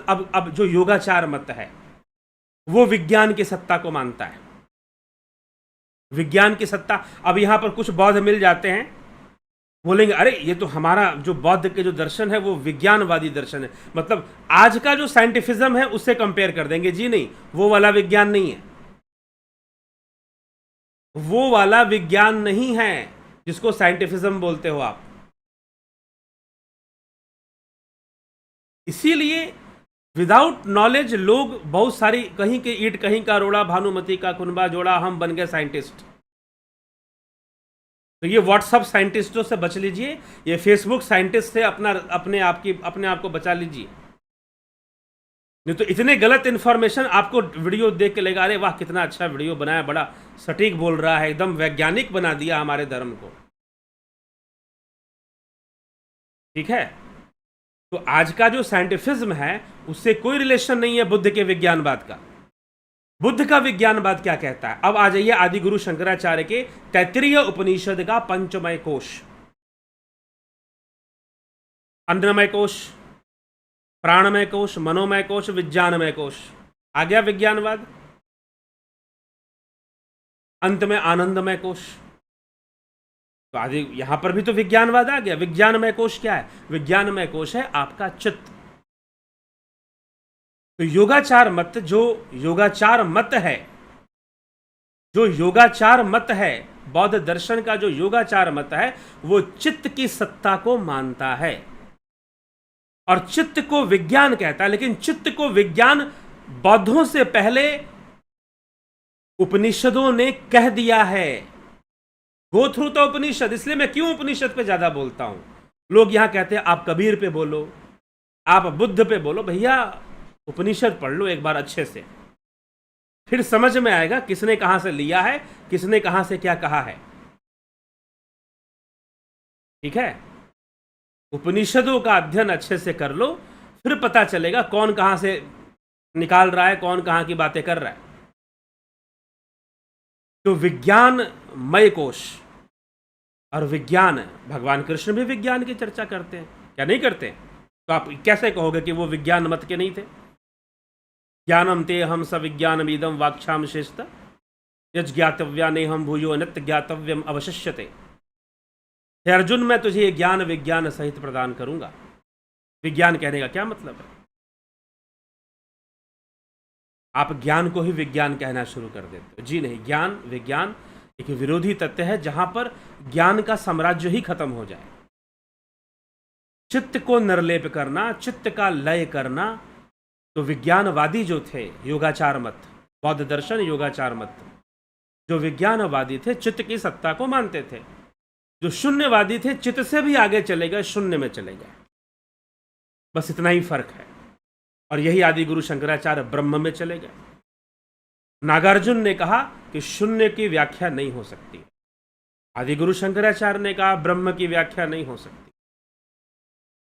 क्या हो सकता है? नागार्जुन ने कहा कि शून्य क्या है, अगर तर्कों से समझना है तो यह समझो कि शून्य क्या नहीं है। आदि गुरु शंकराचार्य ने कहा कि ब्रह्म क्या है, अगर यह समझना है तो यह समझो कि ब्रह्म क्या नहीं है। ब्रह्म क्या नहीं है यह समझो। इसीलिए बाद में माधवाचार्य और उनके अनुयायियों ने आदि गुरु शंकराचार्य को प्रच्छन्न बुद्ध कहा, छद्म बुद्ध भी कहा, कि इन्होंने ब्रह्म की व्याख्या लगभग बौद्धों के समान, बौद्धों के शून्य के समान ही कर दिया है। बस वो एक तर्क में बोल रहे हैं कि भाई ये तो प्रत्यक्ष है, ब्रह्म तो प्रत्यक्ष है, अपरोक्ष है, क्योंकि संसार परोक्ष है, संसार अपरोक्ष नहीं है। संसार की जो भी आप अनुभूति कर रहे हो वो अपरोक्ष है, वो डायरेक्ट परसेप्शन नहीं है। और अगर आप वेस्टर्न फिलॉसफी में भी जाओगे तो one of the most famous and revolutionary philosopher Immanuel Kant ने यह कहा कि आप whatever you are experiencing that is in the particular space and time, therefore that is a priori judgement, not a posteriori but a a priori judgement. A priori means priori and posteriori. Priori मतलब कि जिसका अनुभव आपने नहीं किया है, मतलब sense experience जिसका नहीं किया है। आधुनिक दार्शनिकों में, मॉडर्न फिलोसोफर्स में इस बात की झगड़ा थी, रेशनलिज्म एंड एम्पिरिसिज्म का एक झगड़ा चलता था। उनको खत्म करने के लिए इमैनुअल कांट ने अपनी क्रिटिक फिलॉसफी दी थी। क्रिटिक मतलब क्रिटिसिज्म करते हुए फिलॉसफी दी थी। उसमें उन्होंने बातों को रखा था कि एम्पिरिसिज्म भी है, रेशनलिज्म भी है, लेकिन वो एक चीज को नहीं पकड़ रहे हैं, वो ये नहीं पकड़ पा रहे हैं कि जितना भी सेंस एक्सपीरियंस हो रहा है वो पार्टिकुलर स्पेस एंड टाइम में हो रहा है, सेंसरी फ्रेम में वो नहीं गए थे। यही ड्रॉबैक है कंप्लीट वेस्टर्न फिलॉसफी का, कि वो इंद्रियों से परे की बात नहीं करते। करते भी हैं, कहीं कहीं पर अगर किया भी है, पार्मेनिडेस की फिलॉसफी में है, पाइथागोरस में है, सोक्रेटिस और प्लेटो में भी है, लेकिन वो कोई रास्ता नहीं देते कि आप इंद्रियों से परे जाओगे कैसे। बुद्ध रास्ता देते हैं, आदि गुरु शंकराचार्य मार्ग देते हैं, पतंजलि मार्ग देते हैं। बुद्ध बोलते हैं, बुद्ध क्षमा कीजिए नागार्जुन, क्योंकि शून्यवाद बुद्ध ने नहीं लेकर आए थे। जब नागार्जुन से पूछा गया कि हम शून्य को कैसे जानेंगे, हम उसका साक्षात्कार कैसे करेंगे जिस शून्य के बारे में आप बता रहे हैं, तो नागार्जुन ने कहा कि बुद्ध की दी हुई साधना से करेंगे। बुद्ध की दी हुई साधना से ही हम शून्य का साक्षात्कार करेंगे। और मुझे हुआ है। नागार्जुन बहुत पहुंचे हुए योगी थे, तो उनका नाम बहुत ऊंचा नाम था नागार्जुन का। अगर आज भी आप इसको समझना चाहें तो खुद बौद्ध दर्शन पढ़िए, ना तो कभी नालंदा घूम कर आइए। नालंदा का खंडहर एक ऐसी जगह है जिसको सबको घूमना चाहिए और घूमने लायक है। वो खंडहर के रूप में भी बहुत विशाल है। आज के समय में भी खंडहर तो बहुत कुछ खंडित हो जाता है, लेकिन फिर भी जितना बचा हुआ है वो भी बहुत बड़े रूप में है, विशाल रूप में है। तो नागार्जुन का नाम बहुत बड़ा था, तो नागार्जुन ने शून्यवाद दिया था, डिराइव किया था। बुद्ध देकर शून्य गए थे, ऐसी कोई विचारधारा नहीं कि बुद्ध ने हाँ, बुद्ध की विचारधारा से वो विकसित कर रहे हैं। अब एक बात बताइए कि वही बातें क्यों विकसित कर रहे हैं जो सांख्य बता रही है, जो योग शास्त्र हमारा वही बातें क्यों उन्होंने विकसित किया? क्योंकि बुद्ध का आधार वेद थे। बुद्ध किसी दूसरे गुरुकुल में पढ़ने थोड़ी ना गए थे, या अमेरिका चले गए थे उस टाइम पर पढ़ने के लिए। जो भारत में जो गुरुकुल, जो वैदिक गुरुकुल थे, वही तो शिक्षा दीक्षा ग्रहण की थी, वहीं से तो सब लिया था। तो इसीलिए पहले बुद्ध को आप वेद विरोधी या फिर उस तरह से ट्रीट मत करना शुरू कीजिए जैसे कि आप बाहरी विदेशी रिलीजन को करते हैं। विदेशी जो रिलीजियस ग्रुप्स हैं, जो आक्रमण के रूप में आई, षड्यंत्र के रूप में हमारे देश में आई, जिस तरह से आप उनको ट्रीट करते हैं वैसे आप बुद्ध को ट्रीट नहीं कर सकते। कर रहे हैं तो अपने पैरों पे कुल्हाड़ी मार रहे हैं, इस सनातन धर्म संस्कृति पे कुल्हाड़ी मार रहे हैं। आप ये भी समझ लीजिएगा, समझने की जरूरत है। विचारधारा में अंतर किया था। शंकराचार्य क्यों, why Shankaracharya is extra ordinary, ठीक है। तो अब जब मैं पढ़ता हूं कि जो है क्या कहते हैं, अरविंदो ने शंकराचार्य को क्रिटिसाइज किया, या फिर रामानुजाचार्य ने कहा कि संसार तो सत्य है, तो मुझे लगता है कि वो जो बात थी, शायद उस बात को समझना मुश्किल था कि we are watching this world in a sensory frame. आज समझना आसान है। क्यों आसान है? क्योंकि हमें आइंस्टाइन ने रिलेटिविटी समझा दिया है। उसमें भी रिलेटिविटी कई लोगों को नहीं समझ में आती। हाँ, लेकिन जो फिर भी साइंस फील्ड में जो अध्ययन करते हैं, साइंस के फील्ड में जो लोग अध्ययन करते हैं, मास्टर होते हैं जो फिजिक्स में, वो लोग तो खैर समझते हैं। लेकिन फिर भी आइंस्टाइन ने समझा दिया तो शंकराचार्य की बात सीधी समझ में आती है कि क्यों संसार को मिथ्या बोला और क्यों ब्रह्म को प्रत्यक्ष बोला। उन्होंने कहा प्रत्यक्ष है ब्रह्म, अपरोक्ष अनुभूति, सीधा लिखा हुआ विवेक चूड़ामणि में। विवेक चूड़ामणि में सीधा उन्होंने कह दिया कि बिना अपरोक्ष अनुभवम ब्रह्म शब्दैर्न उच्यते। बिना अपरोक्ष अनुभूति के शब्द से काम नहीं चलेगा। तो अगर ब्रह्म अपरोक्ष है तो संसार क्या है? प्रश्न बनेगा। संसार परोक्ष है, संसार अपरोक्ष नहीं है, संसार परोक्ष है। थ्रू मीडियम है, थ्रू सेंसरी मीडियम आप संसार को देख रहे हैं। आज बायोलॉजी ने खोज कर दे दिया कि अलग अलग जो स्पेसीज हैं, जैसे कि चमगादड़ है, जैसे कि उल्लू है, उनके जो सेंसरी ऑर्गन काम कर रहे हैं वो मनुष्य से अलग काम कर रहे हैं। उनका विजन भी अलग बनता है। इसीलिए उल्लू जब सवेरा होता है, सूर्य उदय होगा, तो उल्लू अपनी आंखें समेट लेगा। सूर्य की रोशनी में उसे बढ़िया से दिखाई नहीं देता है, क्योंकि उसकी आंखें हमसे अलग हैं। उसके परसेप्शन अलग हो जाते हैं। एक जैसे परसेप्शन हर जीव के नहीं है। तो रिलेटिव है, द वर्ल्ड इज रिलेटिव। अगर हम आइंस्टीन की भाषा में बात करें तो वर्ल्ड इज रिलेटिव, ठीक है। तो ये बात शंकराचार्य की, ये जो लॉजिक था, मुझे लगता है कि बाद के माधवाचार्य ने या किसी ने इस पर ज्यादा फोकस नहीं किया, ठीक है। तो संसार मिथ्या है। क्यों मिथ्या है? Because you are watching and perceiving everything in the frame of space and time and in the frame of senses।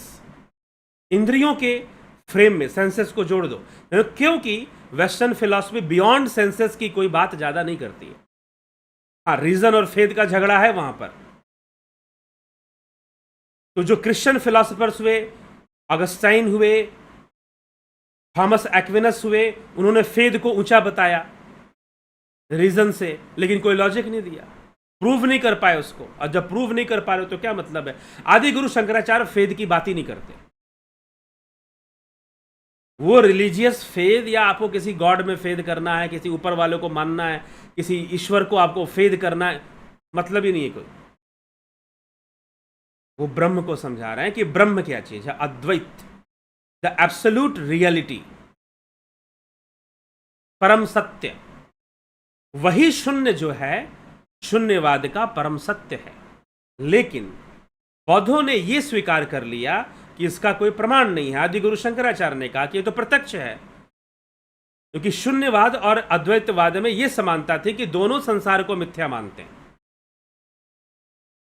तो जो मिथ्या है, जो प्रत्यक्ष है, उसे तो सत्य होना चाहिए ना। जो प्रत्यक्ष है, जो आपके डायरेक्ट परसेप्शन में है, उसे तो सत्य होना चाहिए। वो मिथ्या कैसे हो सकता है? क्योंकि संसार प्रत्यक्ष नहीं है, संसार परोक्ष है, अपरोक्ष नहीं है। इसीलिए इस वर्ड का यूज मिलता है विवेक चूड़ामणि में, अपरोक्ष अनुभवम। अपरोक्ष अनुभूति मतलब नो मीडियम, डायरेक्ट परसेप्शन। और ये जो वर्ल्ड है, जो संसार है, ये डायरेक्ट परसेप्शन नहीं है। ये डायरेक्ट परसेप्शन नहीं है। यह, अगर हम इमैनुअल कांट को जोड़ दें, तो इमैनुअल कांट ने कहा कि इस with in space and time है। अगर हम शंकराचार्य की माने तो सेंसरी फ्रेम में ये चीज हो रहा है और निश्चित समय पे हो रहा है। ठीक है, एक विशेष समय पे हो रहा है ये अनुभूति। इसलिए प्रत्यक्ष अनुभूति नहीं है। संसार की जो अनुभूति है वो प्रत्यक्ष नहीं है आपके लिए। ब्रह्म की अनुभूति प्रत्यक्ष है, ब्रह्म की अनुभूति प्रत्यक्ष है, ब्रह्म अपरोक्ष है। ये लॉजिक जो था, ये लॉजिक जो था, यहां पर शून्यवादियों को कमजोर कर रहा था। क्योंकि उस समय, आज हमारे लिए बहुत हद तक ये बातें समझना थोड़ा सा सरल है, क्योंकि रिलेटिविटी की थ्योरी भी आज साइंस की ओर से हमें मिल जाती है, सपोर्ट मिल जाता है। शायद आदि गुरु शंकराचार्य की सभी बातों को समझ पाना हर व्यक्ति के लिए संभव नहीं था। ठीक है, ये जो यूनिकनेस है अद्वैत को रखने का, एक जो बहुत अद्भुत तरीका था, इसलिए शंकराचार्य अद्वैत के नाम से प्रसिद्ध हो गए। और कई लोग जो ऊपर ऊपर से बातों को जानते हैं, वो यही समझते हैं कि अद्वैत तो शंकराचार्य ने दिया था। लेकिन इन रियलिटी शंकराचार्य ने क्या दिया था, वो भी कुछ लोग तो शंकराचार्य को इस रूप में जानते हैं कि शंकराचार्य ने कर्मकांड किया था। ये जितना भी हिंदू धर्म में प्रचारित है, सब शंकराचार्य ने किया है। सारा पाखंड, एक जगह पर एक कोई जो है, जिसको कहते हैं लेफ्टिस्ट नेता कहीं भाषण दे रहे थे, बोल रहे हैं कि सारा पाखंड शंकराचार्य लेकर आए। ठीक है, तो तो जिनको जानना नहीं और जिनको राजनीति करनी, जिनको पॉलिटिक्स करना है, वो कभी भी सही और सही चीजें आपके सामने क्यों लेकर आएंगे? तो ये समानता थी। इसीलिए माधवाचार्य ने शंकराचार्य को परिच्छन्न बुद्ध या छद्म बुद्ध ऐसे कहा गया था।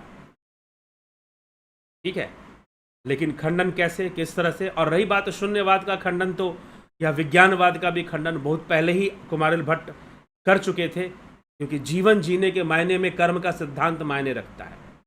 हम उसे कभी इग्नोर नहीं कर सकते। पूर्व मीमांसा का जो कर्मकांड सिद्धांत है, वो उसे इग्नोर किया ही नहीं जा सकता। कर्म का सिद्धांत आप कभी इग्नोर कर ही नहीं सकते हैं। ये क्वालिटी है। ठीक है, तो आप समझिए। अब आता है ईश्वर। ब्रह्म और शून्य पे हमने बता दिया। अब ईश्वर, ज्यादा समय नहीं लेंगे, बहुत लंबा समय खींच चुका है।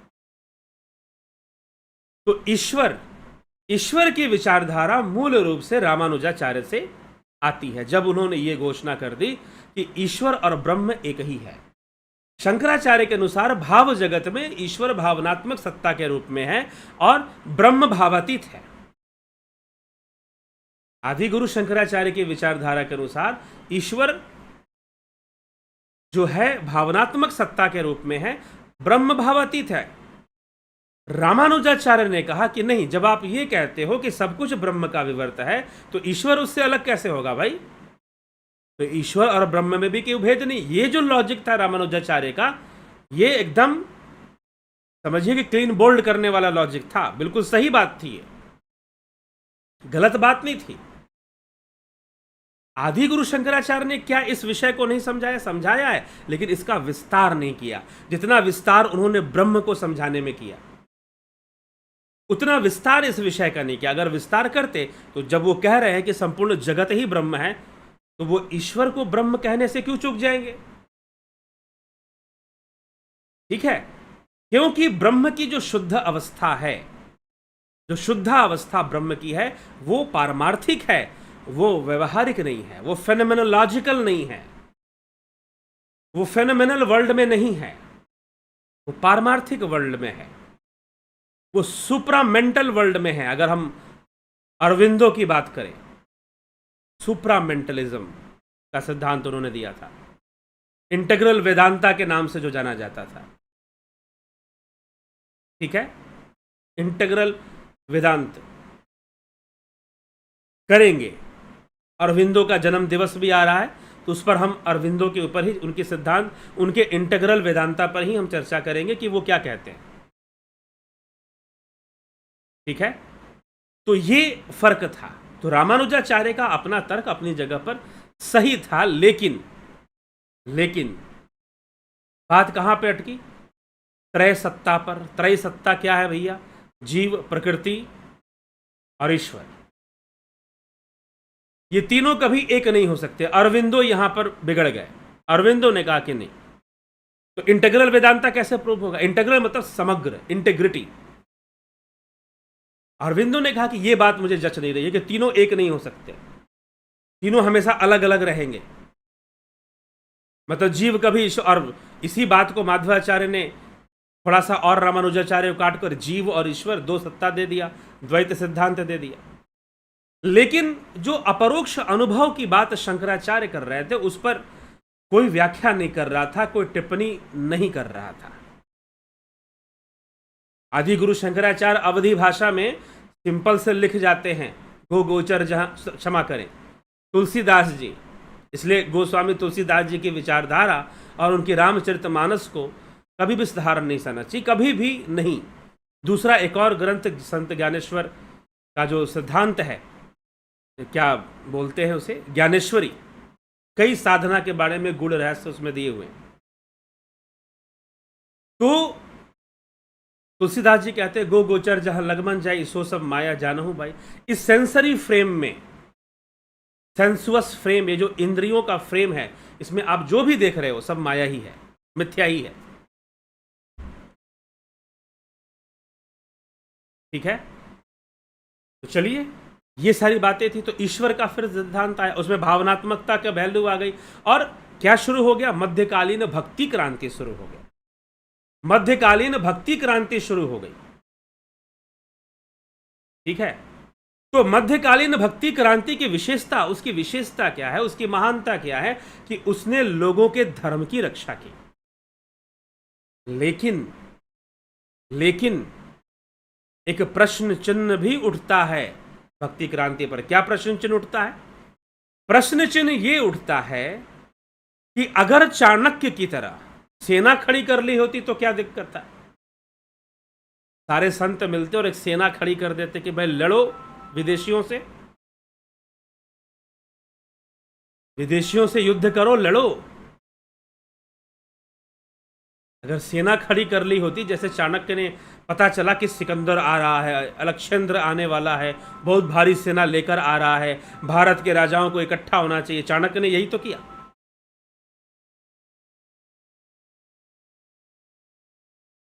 तो भक्ति क्रांति ने, एक तरफ ये बात सत्य है कि लोगों में सनातन धर्म और भक्ति की विचारधाराओं की रक्षा तो उसने की, लेकिन वो भक्ति क्रांति में इन्वॉल्व होने वाले जो लोग थे, वो ईश्वरीय की भावनात्मक सत्ता जो है उस पर निर्भर, भावना रूप से निर्भर हो गए, डिपेंड हो गए। अब उस डिपेंडेंसी में एक चीज होती है, जब फोकस बहुत बढ़ जाता है, तो चमत्कारी घटनाएं भी घटती, लेकिन सबके साथ नहीं घट पाती हैं। कृष्ण अगर द्रौपदी को बचाने आ गए तो कृष्ण सबको बचाने नहीं आ रहे, कि द्रौपदी में कुछ विशेषता जरूर थी कि कृष्ण बचाने आ गए। तो भक्ति क्रांति ने लोगों को लड़ना नहीं सिखाया, भक्ति क्रांति ने युद्ध करना नहीं सिखाया। बहुत बाद में जाकर सन्यासी विद्रोह अंग्रेजों के खिलाफ शुरू होता है। हाँ, कुछ थे, जैसे गुरु गोविंद सिंह जी थे, जैसे संत रामदास थे, शिवाजी लड़ रहे थे, गुरु गोविंद सिंह जी भी लड़ रहे थे, कुछ समुदाय थे। लेकिन जो बहुत सारे समुदाय, कबीर पंथ था, रामानुजी ये पंथ था, और कई भक्ति क्रांति के जो आचार्य थे, उन्होंने मोटिवेट नहीं किया कि आपको युद्ध भी करना चाहिए, जैसे कृष्ण युद्ध करने के लिए कह रहे हैं अर्जुन को।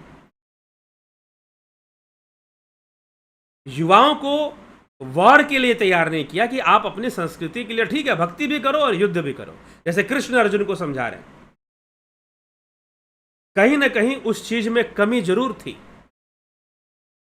नहीं तो इतिहास कुछ और होता शायद। ठीक है, तो निश्चय ही भक्ति क्रांति ने और आम जनता ने जल्दी इसको स्वीकार किया। लड़ने के लिए सब तैयार नहीं होते हैं जल्दी, यह भी एक प्रॉब्लम थी। लेकिन अगर लड़ते तो शायद फिर से कोई चंद्रगुप्त जैसा सम्राट आ जाता, उनमें से फिर से कोई चंद्रगुप्त मौर्य जैसा सम्राट, विक्रमादित्य जैसा सम्राट फिर से आके बैठ जाता। लेकिन उसकी कमी हो गई। पहले फिर इस्लामिक इन्वेडर आ गए, फिर ब्रिटिश इन्वेडर आ गए, पुर्तगाल आए, फ्रेंच आए, स्पेनिश आए, सब आए, सबने अपनी कॉलोनी जगह जगह बनाई। ठीक है, तो जो गीता का उपदेश था, अर्जुन को उस उपदेश में से युद्ध को हटा दिया गया, उस उपदेश में से युद्ध भूमि को हटा दिया गया। बस दो चार बातों को इंक्लूड करके, सर्वधर्मान परित्यज्य मामेकं शरणं व्रज, दो चार बातों को ले लिया गया, और बाकी जो गीता का कंप्लीट गीता को नहीं लिया गया। और आज भी ज्यादातर लोग कंप्लीट गीता का वर्णन नहीं कर पाते हैं, ना करते हैं, उद्देश्य ही नहीं है। क्योंकि गीता में कुछ बातें ऐसी हैं जो लोगों को भगत बनाती हैं, और जो भगत बन गया वो हर ऑर्डर फॉलो करेगा। मुझे लगता है कि जैसे कि यूरोप के अंदर डार्क एज शुरू हुआ क्रिश्चियनिटी से। जब मिडिवियल फिलॉसफी पढ़ेंगे, बहुत कम फिलोसफर्स का नाम आता है, दो चार का नाम आता है, वो बायस थे, वो पूरी तरह से क्रिश्चियन बायस थे। वो कोई रीजनिंग नहीं था उनके पास, कोई स्ट्रांग रीजनिंग को लेकर नहीं आए थे। जैसे कि प्लेटो और एरिस्टोटल में रीजनिंग मिलता है, और सोक्रेटिस की तो बिगिनिंग ही रीजनिंग से शुरू होती है। Questioning, dialectic theory of Socrates, question करो तो चीजें सामने से निकलेंगी।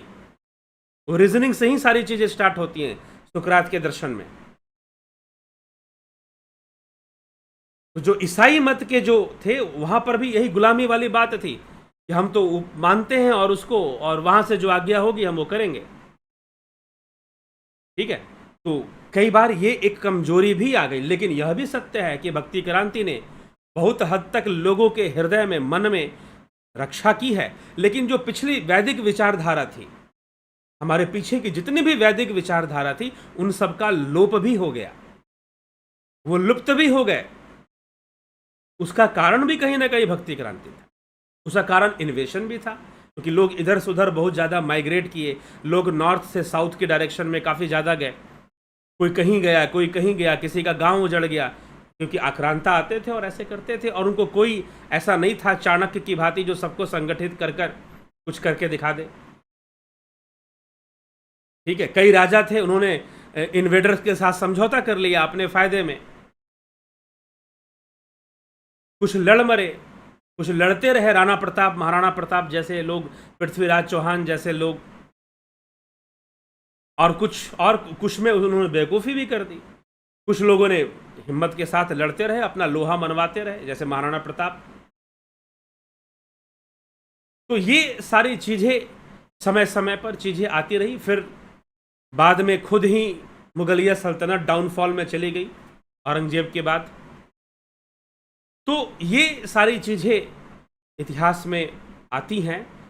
तो ईश्वर एक भावनात्मक सत्ता के रूप में स्वीकार गया, ब्रह्म की तरह भावातीत नहीं, हम ईश्वर की भक्ति करेंगे। भक्ति सिद्धांत आया, और भक्ति सिद्धांत में भी मैं देखता हूं जो भक्ति सिद्धांत आया वो नारद भक्ति सूत्र पे बहुत आधारित नहीं है, ठीक है। तो वो कुछ दूसरी तरह से बातें प्रचलन में आई, और ईश्वर निर्भरता को, गॉड डिपेंडेंसी को बहुत ज्यादा बढ़ा दिया गया। जैसे कि क्रिश्चियनिटी में था, गॉड डिपेंडेंसी थी, जो करेगा वो करेगा ना, हमें कुछ सोचने की जरूरत ही क्या है। रीजनिंग खत्म हो जाएगा, और जहां रीजनिंग खत्म हो जाएगा वहां डेवलपमेंट खत्म हो जाएगा, जहां इवोल्यूशन खत्म हो जाएगा। इसीलिए एग्जिस्टेंशलिस्ट ने कहा था, कंटेम्पररी फिलोसोफर्स ने कुछ कहा था, you exist it means you evolve, if you do not evolve you do not exist. अगर आप इवॉल्व नहीं हो रहे हैं तो आप एग्जिस्ट ही नहीं कर रहे हैं। आप ये समझिए, आप पत्थर के समान हैं, आपको क्या मतलब, कोई जीवन ही नहीं जी रहे हैं आप। Life is the name of evolution, आपको इवॉल्व होना चाहिए, ठीक है। तो ये सारी चीजें हमें समझने की आवश्यकता है। तो ठीक है, चलिए अभी समय काफ़ी हो गया है, तो चलते हैं और इसको यहाँ पर विराम देते हैं। कल फिर मिलते हैं। कमेंट नहीं पढ़ पाएंगे, क्षमा कीजिएगा। नाम भी नहीं पढ़ेंगे आज। ध्यान योग आप करना चाहते हैं, ध्यान योग के लिए आप संपर्क कीजिए। यही वो माध्यम है जिससे कि हम बुद्ध के शून्य का साक्षात्कार कर सकते हैं। यही वो माध्यम है जिससे हम आदि गुरु शंकराचार्य के ब्रह्म को जान सकते हैं। यही वो माध्यम है जिससे कि हम आदि गुरु शंकराचार्य के ब्रह्म को जान सकते हैं। बुद्ध नागार्जुन के शून्य को हम जान सकते हैं। ये ध्यान योग ही माध्यम है। और ये जो ध्यान योग का कोर्स चलता है, यह शास्त्र सम्मत जो हमारी अष्टांग योग की जो मान्यता है, विज्ञान भैरव तंत्र की जो विधियां मान्यता है, उन पर आधारित हमारे पौराणिक जो साधना पद्धति है, उस पर आधारित यह ध्यान योग का कार्यक्रम चलता है, ठीक है। आप इसको ज्वाइन करिए और 19 अगस्त से शुरू हो रहा है ध्यान योग, इसका लाभ उठाइए। साथ ही साथ शरीर का स्वस्थ रहना भी ठीक है, प्राकृतिक चिकित्सा, इसको भी आप ज्वाइन कर सकते हैं। और खुद से अपनी चिकित्सक स्वयं बनिए, प्रकृति आपके चिकित्सक है। और नंबर 9661802459, आपको इस नंबर पर मैसेज करके आप जो है व्हाट्सएप मैसेज करेंगे या टेलीग्राम भी कर सकते हैं। तो आप ऐसे मैसेज करके आप व्हाट्सएप ही कोशिश कीजिए कि व्हाट्सएप करिए, तो कोशिश आप ऐसा करेंगे और क्यूरी आपको सारा डिटेल दे दिया जाएगा, कैसे ज्वाइन करना है, किस तरह से ज्वाइन करना है, ठीक है। तो ये सब हमें विचार करके समझकर हमको चलना है और व्यर्थ के झगड़े नहीं करने हैं। पूरी बात को समझना है कि शून्य क्यों आया, शून्यवाद कैसे डेवलप हुआ, ब्रह्म कैसे आया, अद्वैत की विचारधारा कहाँ से आती है, किस तरह से बातों को रखा गया है, कहाँ पर शंकराचार्य ने काउंटर किया है शून्यवाद को। इसलिए मैं कह रहा हूँ शून्य को काउंटर नहीं किया है, शून्यवाद को काउंटर किया है। जो लॉजिक दिया जाता था शून्य को बताने के लिए, उस लॉजिक को उन्होंने क्रॉस किया, ठीक है, ना कि उस रियलिटी को क्रॉस किया है कि शून्य की कोई रियलिटी नहीं होती है, ठीक। और शून्य के पीछे जो धारणा है वो वाइडनेस नहीं है, वो निहिलिज्म नहीं है, ये भी ध्यान लीजिएगा। क्योंकि शून्य को कंप्लीटनेस के रूप में माना गया, पूर्णता के रूप में माना गया है। आर्यभट्ट के सिद्धांत में भी जीरो जो है हर चीज को कंप्लीट करता, हर चीज को, तो इसीलिए शून्य को देने वाला भारत है। आर्यभट्ट ने मैथमेटिक्स में शून्य दिया था और दशमलव दिया था, डेसिमल दिया था।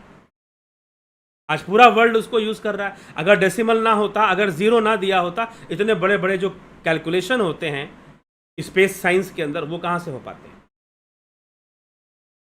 इसके लिए आइंस्टाइन ने भी थैंक यू कहा था कि thank you to Indians for giving the calculation system, मतलब गिनती का जो सिस्टम है भारत से मिलता है, ठीक है। चलिए, तो इसी के साथ विराम देते हैं। बहुत बहुत आभार आप सभी का।